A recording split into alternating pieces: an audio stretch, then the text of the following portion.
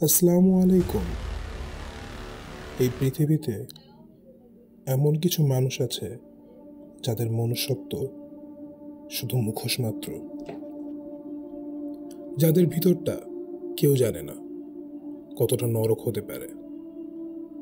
আজ বলবো এমন এক সত্য ঘটনা, একটা মানুষ যে ছিল শিক্ষক, স্কলার, আর গোপনে ছিল একজন রক্তপিপাসু, মাংসভোগ সাইকো কিলার। এই গল্প জাপানের কসাই ইসেই সাগোয়া ওনার।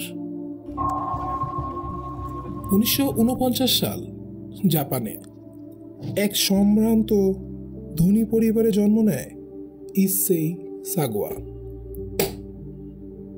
বুদ্ধিমান, বইপ্রেমী, শান্ত ছেলে, কিন্তু ছোট থেকেই তার মধ্যে কিছু ভয়ঙ্কর চিন্তা ঘোরাফেরা করত। সে স্বপ্ন দেখত একটা মেয়ের উরু কেটে খাচ্ছে সে ভাবত মানুষ খেলে তার স্বাদ কেমন হয়। বড় হয়ে সে চলে যায় প্যারিসে পিএইচডি করতে। বাহ্যিকভাবে জ্ঞানী, সাহিত্যপ্রেমী, কিন্তু ভিতরে ভিতরে সে পরিকল্পনা করছিল কাউকে মেরে তার শরীর খাওয়ার। সে টার্গেট করল এক ফরাসি তরুণী, রেনে হার্টেভেল্টকে।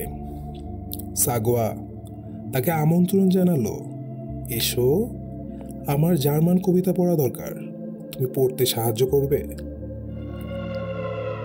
রেনে এলো। সাগোয়া তার ঘরে ওয়াইন দিল, কবিতা পড়ল, হাসলো। কিন্তু হঠাৎ পিছন থেকে রিভলভার বের করে গুলি করে বসে সে। রেনের নিথর দেহ পড়ে থাকে। আর সাগোয়া কি করে জানো? সে চুল ধরে টেনে তোলে, তার শরীরের মাংস কাটতে শুরু করে।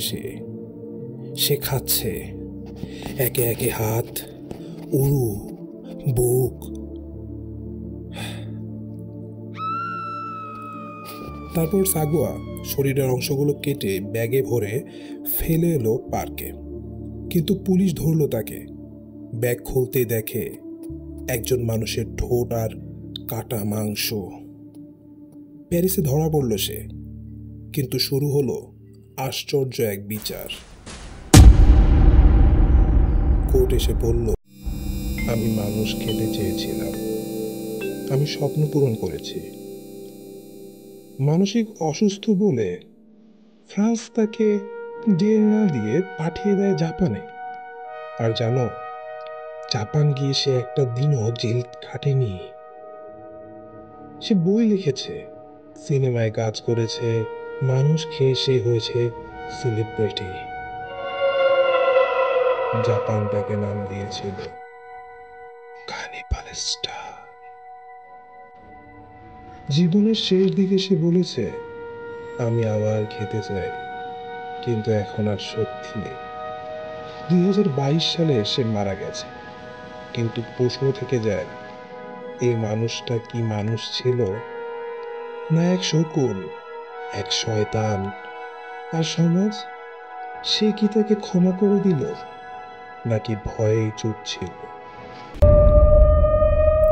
তুমি কি ভেবেছ কখনো তোমার পাশের যে ছেলেটা চুপচাপ, সে ভিতরে কি চিন্তা করছে? জীবনের ছায়ার ভেতরে কখনো কখনো লুকিয়ে থাকে একটা নরখাদক। সেই সাগোয়ার মতো, যারা মানুষ খায় আর সমাজ শুধু চেয়ে থাকে। এই ছিল আজকের ভয়ঙ্কর সত্য কাহিনী, জাপানের কসাইয়ের রক্ত ভেজা ইতিহাস। তোমার চারপাশে তাকিয়ে দেখো, ভয় সবসময় দূরে থাকে না। কখনো কখনো ভয় আমাদের ভেতরেই বাস করে।